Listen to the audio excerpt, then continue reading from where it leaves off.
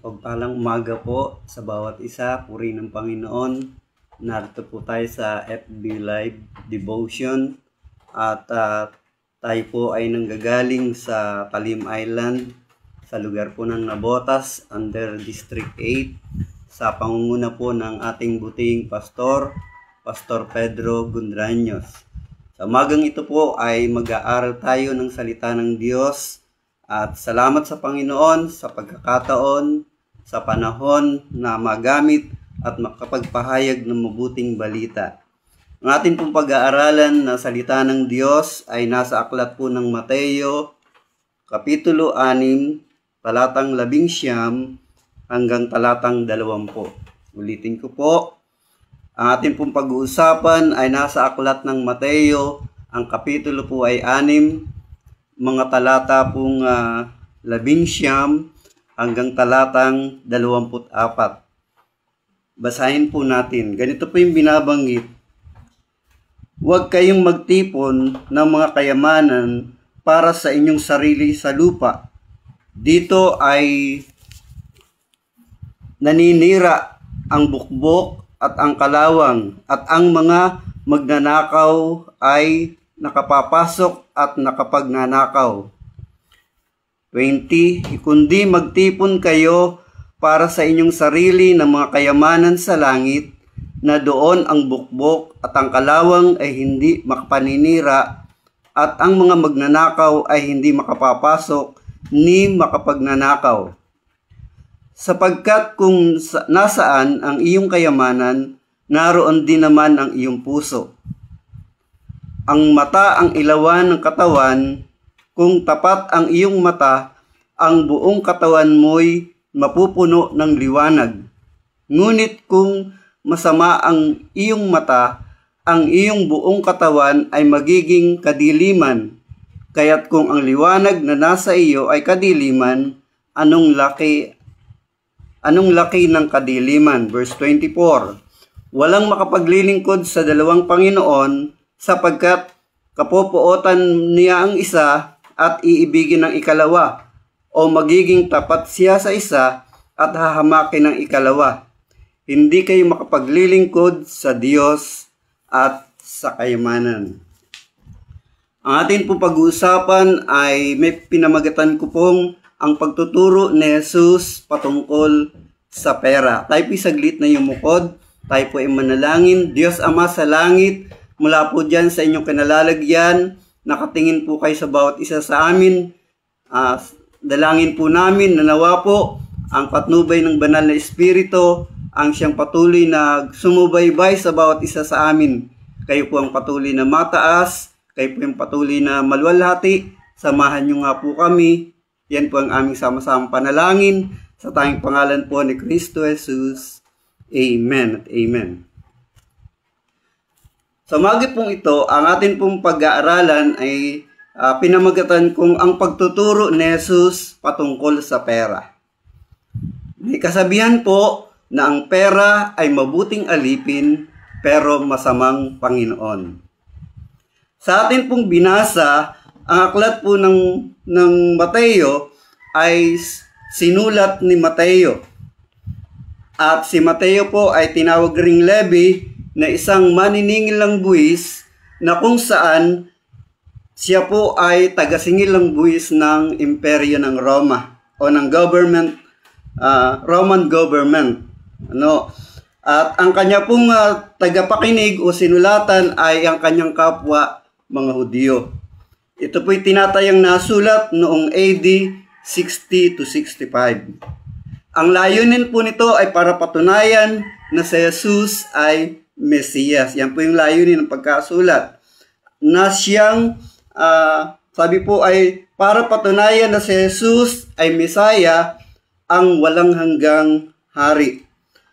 Ang aklat pong ito ng Mateo ay naging tagapagdugtong mula sa matandang tipan na tinatayang merong silent years. Na ibig sabihin po ng silent years ay merong 400 years na hindi nangusap ang Diyos sa pamagitan ng mga propeta. At binuksan po ito ng aklat ng Mateo na siya pong nagdugtong mula sa matandang tipan. Bakit po? Sapagkat yung mga propesiya ay natupad sa bahaging ito po ng aklat ng Mateo. Ang ating pong pag-aaral ay nasa chapter 6 na kung saan ay pinapakita po rito yung patungkol nga po sa patungkol sa pagtuturo ng Panginoong Hesus sa patungkol sa pera.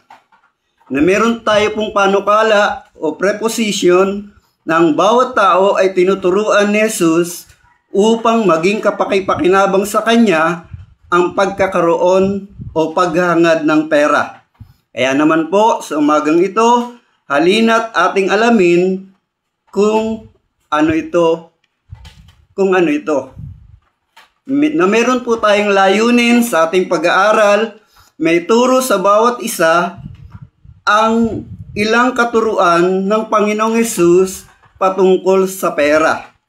Mahikayat ang bawat isa na pakinggan at unawain ang mga katuruang ito ng Panginoong Hesus patungkol sa pera. Mahamon ang bawat isa sa mga kapakinabangan, pagpapala na maaaring makamit kung ating isa sa pamuhay ang katuruang ito ng Panginoon. Kung atin pong babalikan o pag-aaralan ang chapter na ito, ang aklat na ito po'y nasa bahagi na kung saan ito po'y bahagi ng sermon sa bundok. Ang chapter 6 po ay pinasimulan ng Panginoon ng pagtuturo patungkol sa panalangin o sa pagbibigay sa nangangailangan, patungkol sa pananalangin, patungkol sa pag-aayuno, at patungkol sa pera. Ito nga po yung paksa natin. Kaya narito po ang tatlong bagay na itinuro ni Jesus patungkol sa pera. Ang una po niyang katuruan patungkol sa pera ay ganito po yung binabanggit sa verse 19. Huwag mag-ipon ng kayamanan sa lupa. Yan. Huwag mag-ipon ng kayamanan sa lupa. Bakit daw po? Sapagkat ito po ay kinakain ng tanga, kinakalawang, at nananakaw ng magnanakaw. Hindi po masama ang mag-ipon ng pera. Pero ang pera po, ang sabi po rito ay hindi nagtatagal, ito po'y kumukupas. Na minsan ay parang dumaan lang sa ating kamay, pagkatapos ay nawawala na. Tanong, masama po ba ang mag-ipon ng kayamanan? Hindi po. Siguro yung labis-labis lang, sobra-sobrang kayamanan. Yun po bang balanse lang at may panahon pa para sa Diyos? Yung iba po kasi sa kagustong mag-ipon ng pera ay minsan nalilimutan na yung paglilingkod sa Diyos. Paano po yung tunay o tamang pag-iipon ng pera? Sabi po rito sa verse 20, mag-ipon ng yaman sa langit. Bakit daw po kailangan mag-ipon ng yaman sa langit? Sapagkat hindi po ito kinakalawang, hindi kinakain ng tanga, at hindi pwedeng manakaw ng magnanakaw. Ang ibig po sabihin, ito yung pag-iipon na kaya nating dalahin hanggang doon sa langit. Na ibig sabihin, ito po yung hindi nawawala na pag-iipon. Ito po yung pag-iipon na tinatawag po ng ibang mga ngaral na merong eternal value. Merong halaga na pangwalang hanggan. Paano po yung pag-iipon? Ang sabi po rito, ang pag-iipon ng yaman sa langit, ang isa po rito ay ang pagbibigay o pagbabalik ng 10% bahagi sa Panginoon. Yes, pag-iipon po yan sa langit. Ano pa po? Ang pag-ipon ay hindi lamang gayon, hindi lang sa pagbibigay ng 10% bahagi. Ito rin ay sa pamagitan ng ginagawa nating pagsunod sa Diyos. Opo mga kapatid, ang pag-iipon para sa langit o ng kayamanan sa langit ay yung pagsunod at paglilingkod sa Panginoon. Yan po'y pag-iipon ng kayamanan sa langit. Yun daw pong pagbibigay sa gawain ng Diyos. Yes, ito po'y pag-iipon ng kayamanan sa langit. Ito yung may eternal value. Ito po yung hindi nawawala. Ito po yung hindi nananakaw. Hindi kinakain ng tanga. Ito po yung kaya nating bitbitin kahit hanggang doon sa langit. Ano pa po? Yung pagbibigay sa nangangailangan. Sa mga ulila, sa mga balo. Yung pagbibigay kung merong pagawain sa simbahan. Yung pagbibigay kapag may nalindulan. Yung pagbibigay kapag may nabagyuhan. Ito po yung pag-iipon na hindi mawawala, hindi naaalis. Ano pa po? Sabi po yung pag-iipon na yan ay investment. Investing in heaven.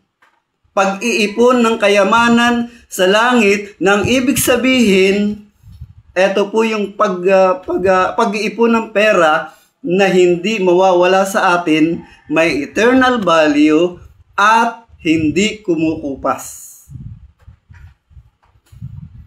Kaya nga po, yung ating mga binibigay ay kailangan po natin. Hindi po ito kawalan. Nagbigay ako ng 1,000, nagbigay ako ng isang halaga, naku, nawalan ako. Hindi po. Yan po ay investing in heaven. Yan po ay pag-iipon o pag-i-invest sa Panginoon o pag-iipon ng kayamanan sa langit.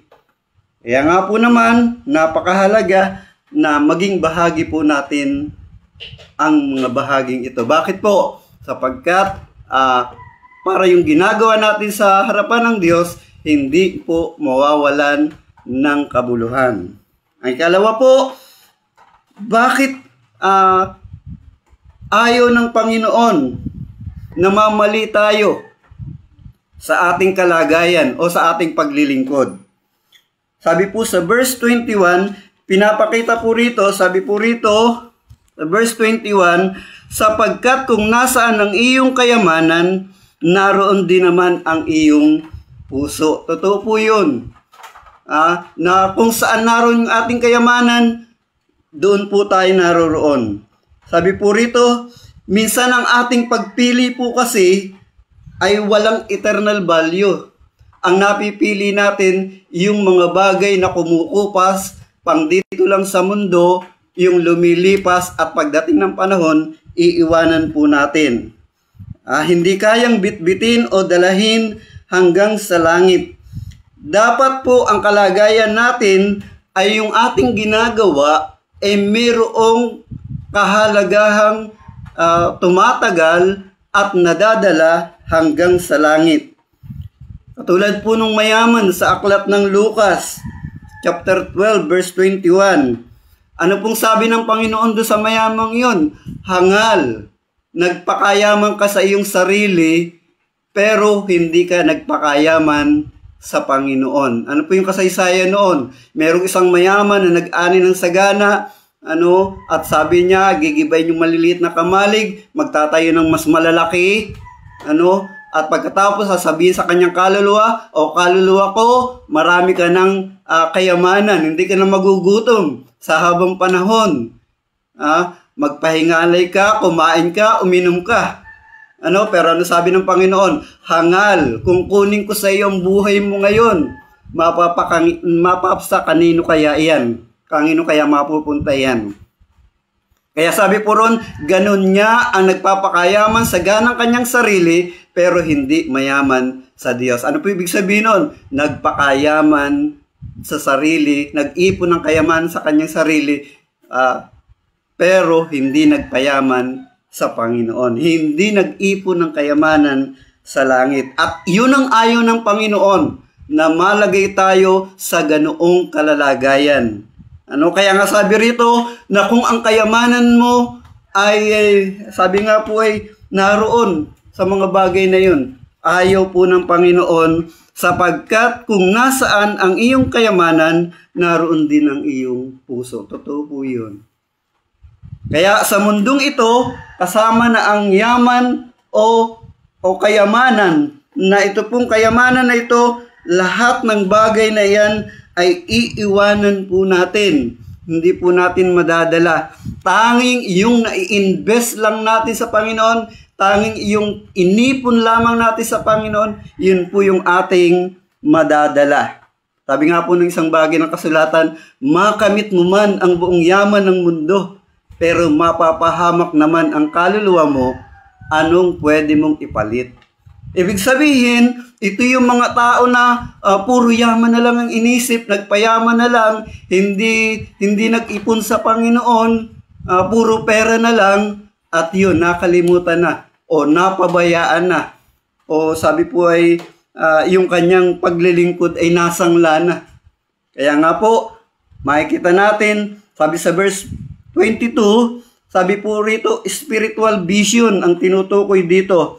Sabi po rito, ito yung capacity o kakayahan na makita natin ng maliwanag yung gustong ipagawa sa atin ng Panginoon. At ang malinaw na paningin o vision ay yung makita natin na kung ano yung ipinagagawa ng Diyos sa atin. Kaya kung ang ating mga mata ay nakatuon sa Panginoon, yes, maganda po yan at yan hindi mawawala sa atin. At makikita po natin na sabi nga po sa Colosas, kung kayo ngay muling binuhay na kalakip ni Kristo, ituon ninyo ang inyong paningin sa langit na kinaroroonan ni Kristo. Kung ano man yung mga bagay na yun, atin pong ituon. Bahagi po ng ating buhay. Katlo po at panghuli, gawin mong Panginoon ang Diyos, hindi kayamanan. Bakit daw po? Sabi po rito, hindi tayo pwedeng makapaglingkod ng sabay sa Diyos at sa kayamanan. Kalawa, sabi po rito, 3.2, kapupuotan mo yung isa at iibigin mo yung ikalawa. Hindi ka makapaglilingkod sa Diyos at gayon din sa kayamanan ng sabay. You cannot serve God and enslave to money. Ang pera nga po, katulad na nabanggit ko nung una, ang pera ay mabuting alipin pero masamang Panginoon. Ang pera ay kagamit-gamit, mapapakinabangan o kapakipakinabang, pero kapag ginawa mo siyang Panginoon, mapapahamak ka, mapapahamak tayo. Ano po yung sabi ng unang Timoteo sa 6:10 na dahil po sa paghangad ng pera o dahil sa pag-ibig sa pera, ang marami po ay nasadlak sa mga maraming mga bagay na kahirapan at naroon po sa kahirapan po sila napunta. Kapag naglilingkod ka sa Diyos, ano dapat ang motibo natin? Ano po yung layunin natin kaya tayo naglilingkod sa Diyos? Kapag nagbibigay ka para sa Panginoon, ano po yung gusto mo ron? Pagpalain? Magkaroon ng pera? Kapag ka po tayo sumasamba, umaawit, ay para pagpalain. Pagka po yun ang ating motibo. Yung pagtulong sa mga ulila, sa mga balo, tutulong ako sa ulila, tutulong ako sa balo, kasi para ako'y pagpalain. Magpapakabanal ako, para ako ay pagpalain. Kasi nga po, sabi po nung iba, ay biblical naman, na yung mga kasalanan natin ang nagpapakubli sa mukha ng Panginoon para po tayo ay hindi pakinggan. Ay hindi papakinggan ng Diyos ang aking dalangin na ako'y pagpalain, kaya magpapakabanal ako. Kung ganito po ang ating motibo ng pagsunod, na kaya tayo nagbibigay ng 10 bahagi, na kaya tayo tumutulong sa mga ulila at mga balo o sa mga nangangailangan, ay para po tayo pagpalain. Kung ganito po ang ating motibo, ang pagsunod po natin ay paglilingkod sa kayamanan. Kasi kaya paglilingkod para pagpalain ka lang. Ano ba yung tamang paglilingkod?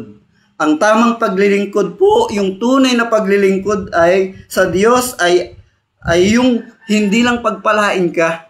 Opo, pwede rin yun.